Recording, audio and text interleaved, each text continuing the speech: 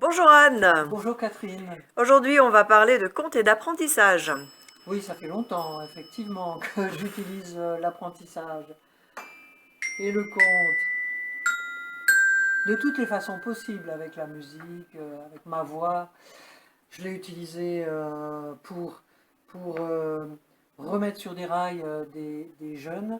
Je l'ai utilisé pour activer la mémoire de personnes âgées. J'ai utilisé dans les classes pour monter des spectacles, pour activer leur mémoire, pour faire qu'ils sachent eux-mêmes compter à l'école, à la cité scolaire, en atelier. C'est vrai que le conte est un moyen extraordinaire de préparer les élèves à l'éloquence. Mais actuellement, je l'utilise autrement. Et je vais t'expliquer comment. Très bien, vas-y. Donc, comment utilises-tu le conte alors? Alors maintenant, ça devient un peu plus spécialisé et effectivement, on commence, je souhaite, avoir des résultats probants. Par exemple, euh, l'histoire d'un doudou.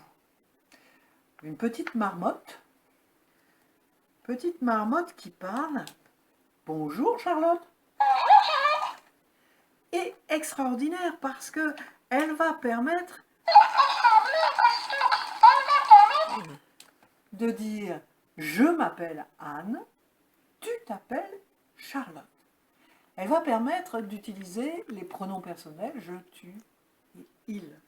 Surtout lorsque le livre sur le doudou, Charlotte est un doudou qui parle, surtout si le livre est ouvert et si je peux conter l'histoire de ce doudou, très doux, qu'on peut caresser, qu'on peut embrasser, qu'on peut serrer dans ses bras, parce qu'on est bien et parce que ce doudou remplace papa-maman quand ils ne sont pas là.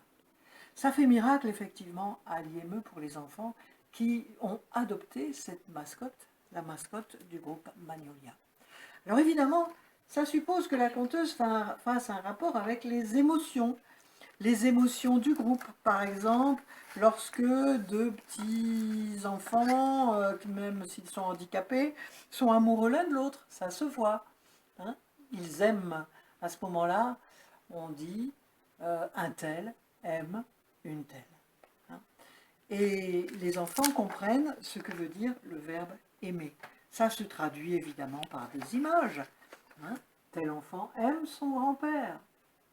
Ça se traduit par des situations différentes. Hein.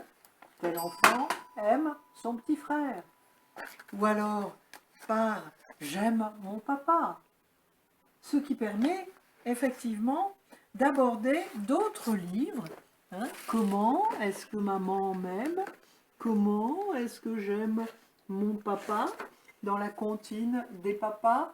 Donc à ce moment-là, on est parti en musique, et on termine en musique. Coucou papa, papa est là, papa s'en va, papa caché, coucou papa, jouer avec papa, danser avec papa, il n'y a qu'un papa, tu es dans ses bras.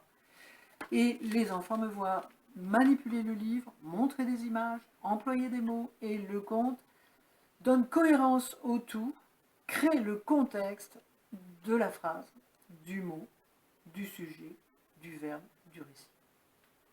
Merci Anne.